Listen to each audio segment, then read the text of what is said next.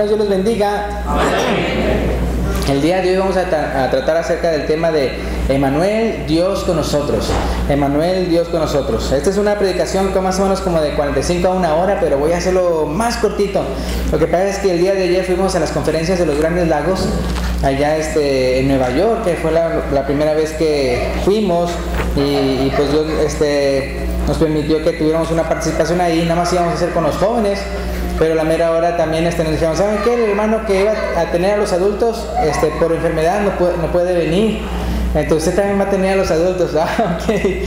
Y entonces tuvimos este tema de Emmanuel, Dios con nosotros, y gracias a Dios pues entonces pudimos regresar hoy en la mañana. Nos quedamos por allá por un hotel ahí que ni siquiera me acuerdo el nombre porque estábamos viniendo y bien cansados. Si se me notan ahí los ojos medio rojos es porque la noche anterior antenoche nada más 3 horas dormí, y luego todo el día allá, y luego ya de venida estaba yo así que no, hay que pararnos, y como 3 veces llegamos a pararnos a donde había hoteles. No hay, y luego como es fin de semana, no, feriado, como uno le dicen, no hay, no hombre, ya como en la tercera vez íbamos como media hora perdíamos, ¿no? De nada más andar buscando, y luego ya como la tercera vez, mira, no importa que sea caro, pero porque estábamos buscando los ¿cómo se llaman? Los de Motel 6, de ahí, todo eso, y nada, y no importa que sea más que eso, pues ahí nos metemos a unos de ahí, ya se llevaron el último, ni eso, ¿verdad? No, ya después en la cuarta parada que hicimos, ya llegamos a uno tampoco, ¿verdad? Y de repente vimos un motel, y pues está decentito, ¿verdad? Pero pues ni siquiera sé ni cómo se llama. Y nada, pues fuimos y todo, y no, sí hay, ¿verdad? Y ya le digo, no, pues ya todos ahí dormidos, Damaris y Caleb, y le digo, no, pues quiero uno para 2 adultos y 2 niños, no smoking, ¿verdad? Y me dice, no, si no tiene que fumar. Ya con eso pensé, creo que no hay cuartos separados para nada más, y no, pero ahí nos tumbamos en la cama, ¿no? Y luego estaba, cuando entramos a la habitación, caliente, ¿no? Y vamos a prender apenas ahí el aire acondicionado a ver si funciona y todo, pero no, gracias a Dios, pues ya en la mañana, más bien en la tarde llegamos, yo luego a darme un duchazo, porque estaba pero bien cochino, y luego ya después también agarrar las soditas ahí que necesitábamos traer también, para después la comida, y ya poder estar aquí. Entonces gracias a Dios estamos aquí. Y quería mencionarles cómo nos basamos más que nada en Isaías 7:14 y luego Mateo 1, 18 al 23. Entonces si pueden venir conmigo a Mateo 1, 18 al 23, en el cual viene siendo el cumplimiento de la profecía de Isaías 7:14. Entonces en Mateo 1, 18 al 23 dice: el nacimiento de Jesucristo fue así. Estando desposada María, su madre, con José, antes que se juntasen, se halló que había, y aquí lo subrayé, concebido del Espíritu Santo. Dice: José, su marido, como era justo y no quería infamarla, quiso dejarla secretamente. Y pensando él en esto, he aquí un ángel del Señor le apareció en sueños y le dijo: José, hijo de David, no temas a recibir a María, tu mujer, porque, y aquí también lo subrayé, lo que en ella es engendrado del Espíritu Santo es. Dice: y dará a luz un hijo y llamará su nombre Jesús, porque él salvará a su pueblo de sus pecados. Todo esto aconteció para que se cumpliese lo dicho por el Señor por medio del profeta, cuando dijo: he aquí una virgen concebirá y dará a luz un hijo y llamará su nombre Emmanuel. Y hasta ahí queda lo que es la profecía, pero aquí explica qué significa Emmanuel, que dice que traducido es Dios con nosotros. Entonces, ahora sí les quiero decir, a diferencia de Juan el Bautista, quien fue lleno del Espíritu Santo desde el vientre de su madre, ¿se acuerdan de esa ocasión cuando de repente, mira, pum, que hasta la criaturita, ¿no?, saltó, ¿verdad?, y fue lleno del Espíritu Santo? A diferencia de que Juan el Bautista fue lleno del Espíritu Santo desde el vientre de su madre, Jesús fue engendrado por el Espíritu Santo de Dios. Una gran diferencia, ¿no? Porque en el caso de Juan el Bautista fue concebido y engendrado por sus padres. Pero en este caso fue por medio de Dios, el de nacimiento de Jesús. Ahora, entonces les quería decir, como en el caso de Jesús, entonces, a diferencia de nosotros, que como hijos de Dios, a los que nos llamamos hijos de Dios por ser cristianos, A diferencia de que nosotros solamente tenemos dones de parte de Dios, Jesús tiene todos los poderes de la deidad, es decir, omnisciencia, omnipresencia y omnipotencia. Esa es la gran diferencia entre nosotros como hijos de Dios y como Él como hijo de Dios, que es con igualdad a Dios. Pues una vez que queda bien claro ya que Jesús se le llama Emmanuel, Dios con nosotros, porque verdaderamente Él es el verbo de Dios, el creador del universo, el autor de la vida, como dijo el apóstol Pedro, no tenemos que dudar de que Él es merecedor de toda nuestra adoración. Entonces, no por nada, en Juan capítulo 5, si pueden ir conmigo, a Juan capítulo 5, versículo 22 al 25. Juan 5, versículo 22 al 25, escrito está: porque el Padre, aquí es Jesús hablando, dice, porque el Padre a nadie juzga, sino que todo juicio dio al Hijo. ¿Para qué? ¿Con qué propósito? Para que todos honren al Hijo como honran al Padre. O sea, el Padre mismo deseando que se le honre a su Hijo igual que como se le honra a Él, y se le voy a dar toda autoridad a Él. ¿Para qué? Para que todos lo honren a Él, ya como me honran a mí. Y dice aquí, continuando, dice, el que no honra a Hijo, no honra al Padre que le envió. Versículo 24, de cierto os digo, el que oye mi palabra, dice Jesús, y cree al que me envió, tiene vida eterna y no vendrá a condenación, mas ha pasado de muerte a vida. Y luego el versículo 25, de cierto os digo, viene la hora, y ahora es, cuando los muertos oirán la voz del Hijo de Dios, y los que oyeren vivirán.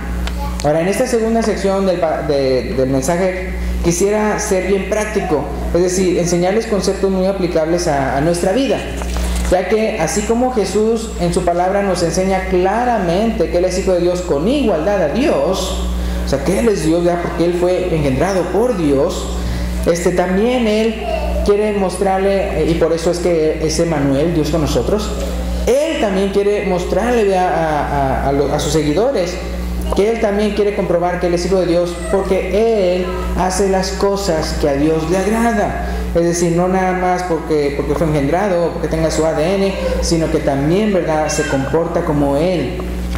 Entonces, es decir, Él no solo enseñaba que Él era Hijo de Dios con igualdad a Dios porque Dios lo había engendrado, sino que también procuraba evidenciar esa verdad siendo obediente a su Padre Celestial. Y aquí es donde la enseñanza se vuelve práctica, ¿verdad?, para que saquemos algo de este mensaje.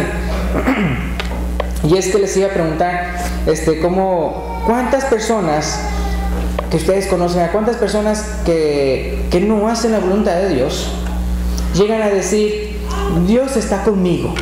Porque estamos sabiendo el tema, Emmanuel, Dios con nosotros. ¿A cuántas personas usted conoce que dice, Dios está conmigo? Y luego, ¿qué es lo que apuntan? Apuntan su familia, apuntan su casa, apuntan sus coches, apuntan su ropa, apuntan la chequera, sí, o sea, están comprobando con cosas materiales que Dios está con ellos. Pero entonces podemos ver que ese concepto es muy limitado de lo que significa Dios con nosotros, porque es realmente la manera en que Dios quiere que nosotros evidenciemos que Dios es nuestro Padre, que Dios está con nosotros. Bueno, la cosa es que existen tres conceptos en los cuales podemos decir que Dios está con nosotros, y el que les acabo de dar a entender es el primero. Es decir, el concepto número uno de Dios con nosotros es de que se dice, Dios está conmigo porque lo veo en las bendiciones que recibo. Ese es el concepto que unos tienen. Dios está conmigo porque lo veo en las bendiciones que recibo. Ahora, este concepto es el más básico de todo. Y no podemos negar que, obviamente, sí, todas las bendiciones vienen de Dios. Ahí en Santiago 1:17, Santiago capítulo 1, versículo 17 dice, toda buena dádiva y todo don perfecto desciende de lo alto, del Padre de las luces, en el cual no hay mudanza ni sombra de variación. Y ustedes se acuerdan cuando predicaba el apóstol Pablo, de que cuando él le predicaba a idólatras, personas que generación tras generación habían adorado a ídolos, le pedían a ídolos, y cuando las cosas se le concedían, le daban gracias a sus ídolos. Pero de repente llega el apóstol Pablo con su mensaje del Evangelio y dice, mira, todas las bendiciones que ustedes han tenido, las lluvias tempranas y tardías, los frutos de la tierra, su abundancia y el contentamiento en su corazón, todo eso es testimonio de parte de Dios, del Dios del que yo les hablo. Entonces ustedes pueden ver cómo es posible que personas sean bien idólatras, adoran ídolos, hacen es decir, le piden y dan gracias al equivocado o a lo equivocado. Y entonces, pero Pablo y los apóstoles, hay otra parte que también se acuerdan cuando ellos sanaron a un enfermo y que de repente rápido quisieron venir a adorar a los apóstoles y les dicen, no, vea, si por eso ya nosotros venimos, para que nosotros, ustedes dejen de hacer estas cosas. Y dicen, a Dios no se dejó sin testimonio, sino nos dio lluvias del cielo y sustento y contentamiento en nuestros corazones y todo eso. Y le está hablando de idólatras. Y está diciendo, mira, todo este tiempo que ustedes estuvieron disfrutando de bienes, no eran sus ídolos, era el verdadero Dios. Entonces, cuando alguien les pregunte, oye, si hay una bendición que vino que porque alguien le pidió ahí a su mono y todo eso, significa que esa bendición vino del diablo. En la Biblia no dice eso. En la Biblia dice que las personas pueden estar bien torcidas, pero la bendición vino de Dios. El poder vino de Dios. Entonces, lamentablemente, como en Romanos capítulo 1, a la mera hora, no le dan gracias a Dios, porque se amaneció en su razonamiento, y su silencio corazón fue entenebrecido, pero las bendiciones fueron de Dios. Y a otras personas tienen el concepto de que si una persona recibe una bendición, porque lo ponen así entre comillas, pero se aleja de la iglesia, significa que esa realmente era una bendición de Satanás. No, tampoco. Porque acaso cuando Jehová sacó de la tierra de Egipto a los israelitas y los llevó a la tierra que fluye leche y miel, ¿verdad? Y todo eso, ¿que acaso no les dijo, mira, cuando vayan a las casas que no construyeron y tengan las viñas que ustedes no hicieron y todo eso, no se vayan a olvidar de mí? ¿Y qué fue lo que hicieron los israelitas? Entraron y se olvidaron de Dios. Entonces fíjense, se alejaron de Dios. ¿Por qué? Por esas bendiciones. ¿Esas bendiciones de quién vinieron? ¡De Dios! No podemos dudar de eso, fue de Dios. Pero nosotros somos los que nos salimos de camino. Nosotros somos los que estamos detrás de las bendiciones en vez de estar detrás de Dios. Entonces, no detrás de los dones, sino del dador, ¿verdad? Entonces, de Dios. Entonces, ahora sí les quiero decir, entonces, una cosa es disfrutar las bendiciones de Dios y otra cosa es disfrutar su compañía. Y esto es muy importante porque lamentablemente en este primer concepto de lo que significa o de lo que unos dicen Dios está conmigo y nada más lo que señalan son las bendiciones, piensan que con eso están evidenciando yo no necesito ir a la iglesia, yo no necesito cambiar mi estilo de vida porque se nota que Dios está conmigo. Entonces si Dios está conmigo significa que Él y yo estamos a mano, ya estamos bien. Así es lo que piensan. Y entonces ese es por eso un pensamiento errado.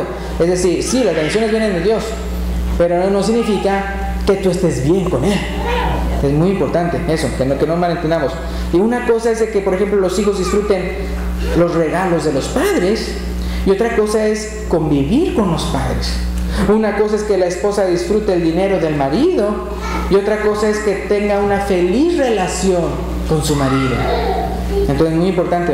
Mateo 5:45 dice que el Padre Celestial hace salir su sol sobre malos y buenos, y que hace llover sobre justos e injustos, sobre ambos parejos. Entonces no crean que entonces Dios lo está diciendo, mira, si a ti te cayó lluvia, ¿verdad?, eres bueno, y a que no le cayó lluvia es malo. No, o sea, puede ser parejo, lluvia y parejo, no lluvia y parejo. Entonces a justos y a los injustos, a buenos y a malos. Ahora en Romanos capítulo 2, versículo 4 al 8, esto sí les quiero decir: si usted recibe bendiciones de parte de Dios y en vez de convertirse a Dios, usted dice, mira, se ve que está bien, no me quiero arrepentir porque pues mira, se ve que Dios está conmigo, pero usted realmente está jugando con su mente para seguir haciendo las maldades que está haciendo. Es decir, si usted no se arrepiente, entonces es peor, porque la verdad es que cuando las personas no están bien con Dios y sigue recibiendo bendiciones de Dios, es para que se arrepienta, es para que se convierta.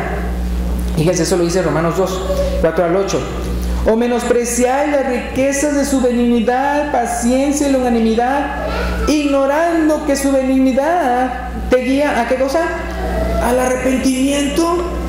Esa es la razón por qué Él es bueno contigo, no porque tú estés bien con Él, sino porque quiere que te arrepientas.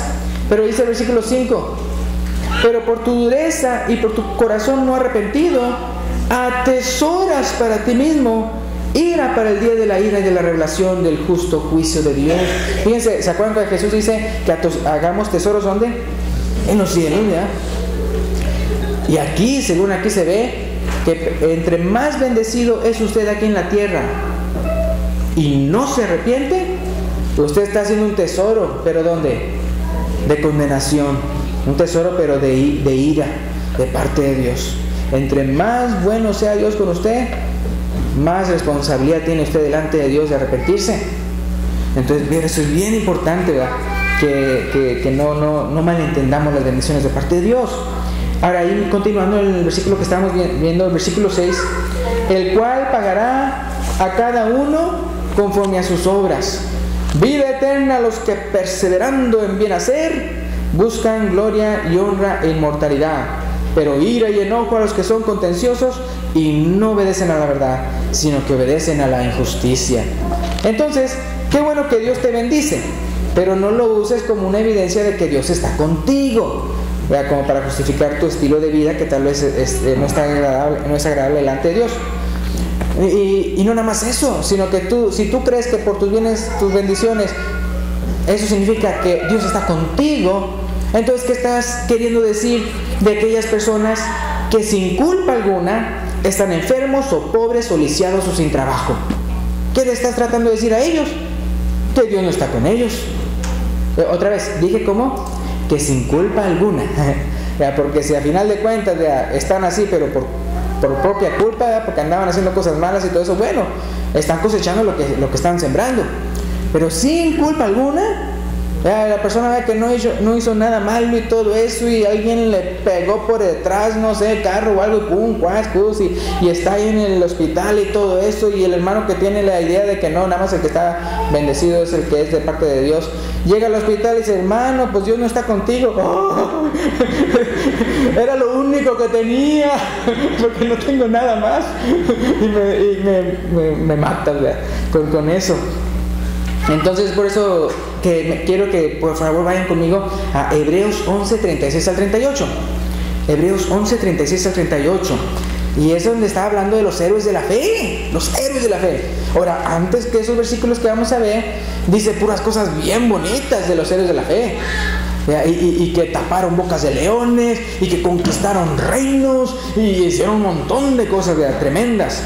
Pero continuando con esa lista de los héroes de la fe, Hebreos 11, 36 al 38 dice, otros experimentaron vituperios y azotes, a más de esto, prisiones y cárceles, fueron apedreados, aserrados. ¿Sí? ¿Escucharon bien? ¿Fueron qué? Aserrados. Dice, puestos a prueba, muertos a filo de espada, anduvieron de acá para allá, cubiertos de pieles de ovejas, de cabras, pobres, angustiados, maltratados. ¿Y de quién estamos hablando? De héroes de la fe. 38 dice, de los cuales el mundo dice, no era digno. Y ya dice que estaban viviendo hasta en cuevas, en cavernas, ya no tenían ni siquiera donde recostar su cabeza. Entonces uno puede ver aquí de esta manera de que no podemos entonces necesariamente saber si Dios está con alguien o no, simplemente por la cantidad de bendiciones que está disfrutando en su vida. Me acuerdo que una vez alguien estaba creyendo que no, mira, yo creo que si tú tienes mucha fe, entonces no te va a pasar nada malo. Y era una persona ya mayor de edad y en la iglesia de Cristo, y estábamos tratando de decir, mira, no necesariamente es eso, porque entonces yo le mencioné eso de Hebreos 11, ¿no? Mira, aquí se ve todo esto, miren lo que le pasó a esto. ¿Y saben lo que me contestó? Pues yo creo que no tenían fe. ¡Oh! Hablamos de los héroes de la fe. Y todavía, tú dices, fíjate, la persona que juzga así, entonces ¿qué dice? Se juzga a sí mismo así y juzga a los demás de esa manera. Mira, esta persona que está molada es que Dios no está con él. Y así, aunque todavía ni siquiera sabe su situación, o sea, de que haya sido por culpa suya misma, ¿no? Entonces, ahora pasemos al segundo concepto de Dios con nosotros. El segundo concepto de Dios con nosotros es, Dios está conmigo porque mora dentro de mí. Muy diferente, ¿no? Primera de Juan capítulo 4 versículo 19. Primera de Juan 4 19 dice, nosotros le amamos a Él porque Él nos amó primero. Pues en esa, por ejemplo, las personas que están siendo muy bendecidas por Dios, pero que todavía no han hecho ni una decisión en su vida, son como esa persona que Dios los está amando, porque Él nos amó primero. Pero una vez que Él nos da a conocer su amor tan grande a través de sus bendiciones y el sacrificio de su amado Hijo, Él espera que nosotros respondamos obedeciendo su evangelio. Y es entonces cuando nos reconciliamos con Él a través del arrepentimiento y el bautismo, que Él hace su morada en nosotros. Porque si se fijan, cuando Él nos ama primero, Él no hace morada en nosotros. Él nos ama, nos manifiesta su amor, pero todavía no pone morada en nosotros, sino es cuando nosotros respondemos a su amor con amor, convirtiéndonos, que entonces vuelve, por decirlo así, a ser recíproco. Con nuestro amor responde al amor que nosotros le dimos porque Él nos amó primero, y entonces es cuando Él viene a morar en nosotros. Ahí lo podemos ver en Juan 14:23. Juan 14:23. Respondió Jesús y le dijo: el que me ama, mi palabra guardará, y mi Padre le amará, y vendremos a Él y haremos, ¿cómo dice ahí? Morada con Él. Entonces, esto no contradice lo que vimos en 1 Juan 4:19, que el que inicia la manifestación de amor es Dios, sino que está aquí hablando ya cuando ya lo manifestó y tú respondes a Él, entonces Él te responde con más amor, tanto así que hasta Él entonces mora en ti, porque tú ya obedeciste al Evangelio, arrepintiéndote y bautizándote en su nombre, ¿verdad? Entonces Dios hace morada en tu corazón. Ahora, entonces, fíjense, uno piensa, ¿cómo es posible? Pero una vez que entonces Dios mora en uno, entonces da cuenta que uno siente más el amor de Él. Eso lo menciona Romanos 5:5. Romanos 5:5, voy a leer la segunda parte. Bueno, lo voy a leer todo, pero la segunda parte es la que me quiero enfatizar. Romanos 5:5. Hablándole a cristianos, dice: y la esperanza no avergüenza, y punto y coma, y luego dice: porque el amor de Dios ha sido derramado en nuestros corazones. ¿De qué manera? Por el Espíritu Santo que nos fue dado. Entonces Él derrama su amor en los corazones por el Espíritu Santo que nos fue dado. Entonces es interesante ver que aunque Jesús ya era Hijo de Dios desde que antes de que se bautizara, no fue sino hasta entonces, hasta que se bautizó, que entonces el Padre mismo de manera audible lo reconoce como su Hijo amado. Entonces, que tu evidencia de que Dios está contigo no sea la cantidad de bienes materiales que disfrutas, sino que en realidad esté contigo porque mora en tu corazón desde el día de que te convertiste al Señor. Ahí en Hechos 5:32, lo voy a parafrasear, pero ahí lo menciona, Hechos 5:32 claramente dice que Dios da el Espíritu Santo a los que le obedecen. Que Dios da el Espíritu Santo a los que le obedecen. Me acuerdo otra vez cuando había ido al Salvador una vez, y el hermano Ibáñez tenía así en su troca un sticker, y decía, como casi todos ya ponen solo Cristo salva. ¿Cuántas veces usted no ha visto un slogan así? No, solo Cristo salva. Lo cual es cierto, pero me gustó el de él, que era más completo. Solo Cristo salva a los que le obedecen. Eso sí, así es, a los que le obedecen, es cierto, es cierto. Entonces ahora pasemos al tercer concepto de Dios con nosotros. Al tercer concepto de Dios con nosotros. Es decir, Dios está conmigo porque yo hago siempre lo que le agrada. Eso es más que nada más morar en mí. Ahora es de que yo actúo, yo siempre hago lo que le agrada. Ya no es en cuanto a que Él me da tanta bendición y todo eso, si ya no, ya es lo que yo hago también. Dios está, y esto lo baso en Juan 8. Otra vez, el ejemplo siempre es Jesucristo. Por eso les digo que Él no nada más quería demostrar que Él es Emmanuel, Dios con nosotros, porque Él era Dios, sino también porque Él tenía una relación con su Padre Celestial. En Juan 8, 29 al 32, Juan 8, 29 al 32, Jesús dice: porque el que me envió, ¿qué dice ahí? Conmigo está. ¿Y cuál es la evidencia que quiere demostrar que está con Él? Dice: no me ha dejado solo el Padre, dice, porque yo hago siempre lo que le agrada. Así lo dice bien claro. ¿Por qué está conmigo y por qué nunca me ha abandonado? Porque yo hago siempre lo que le agrada. Versículo 30. Hablando Él estas cosas, muchos creyeron en Él. Dijo entonces a los judíos que habían creído en Él: si vosotros permaneciereis en mi palabra, seréis verdaderamente mis discípulos. Entonces, el mejor y más completo concepto de Dios con nosotros que podemos aplicar a nuestras vidas es cuando perseveramos en hacer su voluntad, una vez que ya está morando en nuestros corazones. O como se decía en la antigüedad, caminó Enoc con Dios, o con Dios caminó Noé, ¿verdad? Y Jesús dice, yo soy el camino. ¿Se acuerdan que les dije que no porque alguien la está pasando muy bien y tenga bienes materiales, no por eso significa que él está bien con Dios?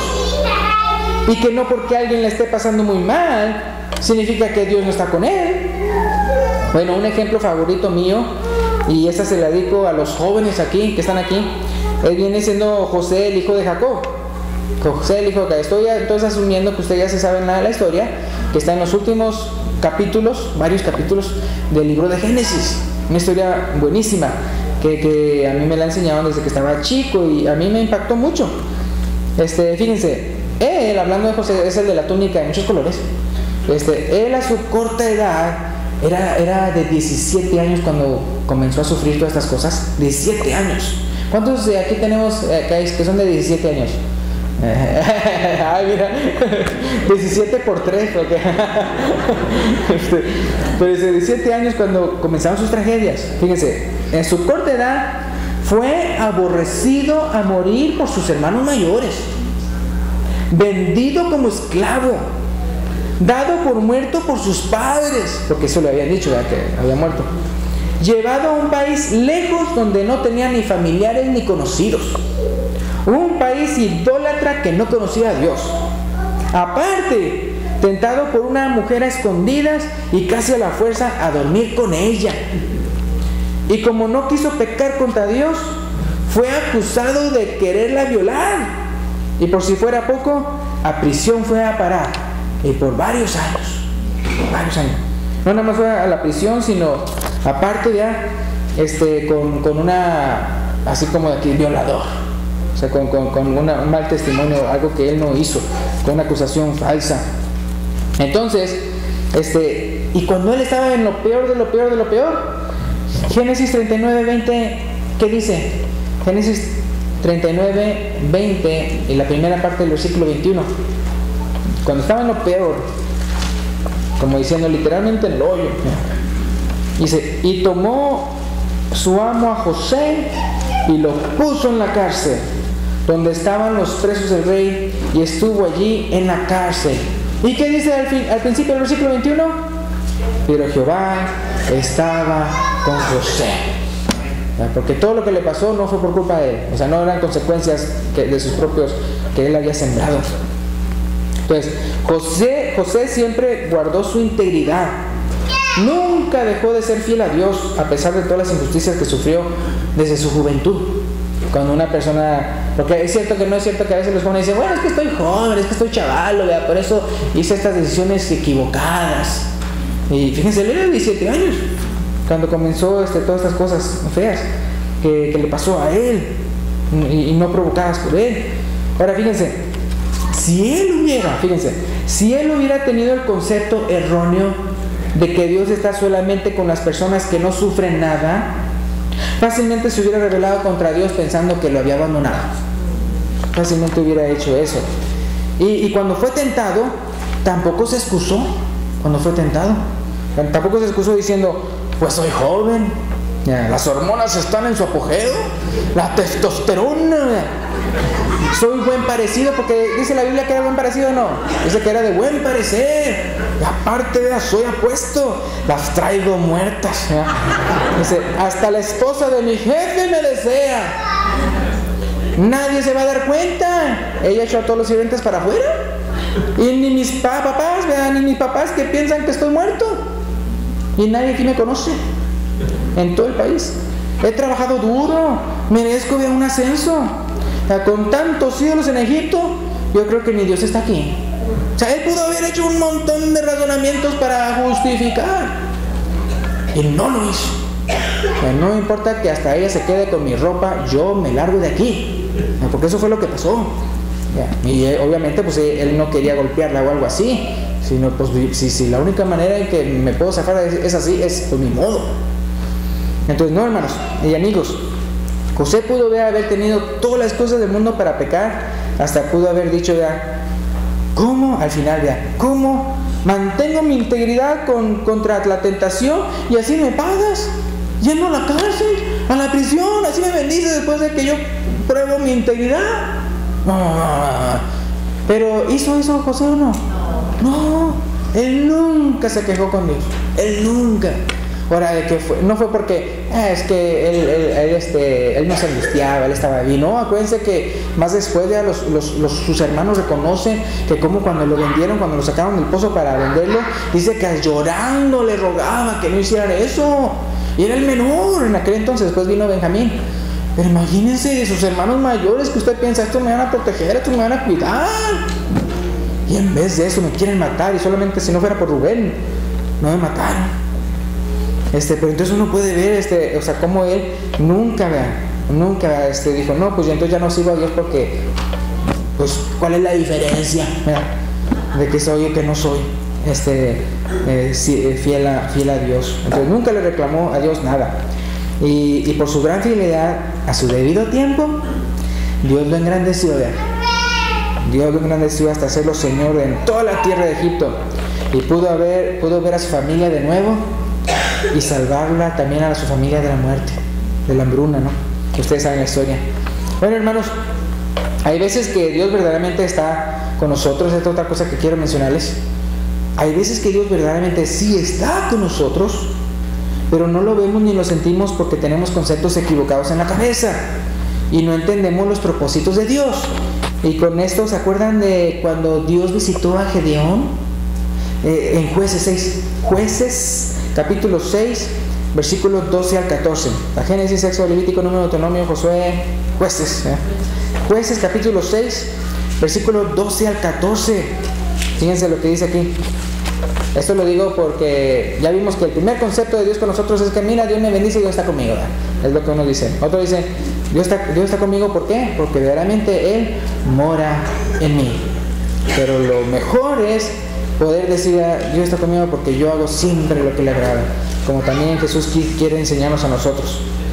Ahora, en Jueces 6, 12 a 14, eso es cuando Dios verdaderamente está con nosotros, pero tenemos un mal concepto, no como José, que él sí tenía el buen concepto, que aunque le pasara lo que le pasara, sabía que Dios estaba con él.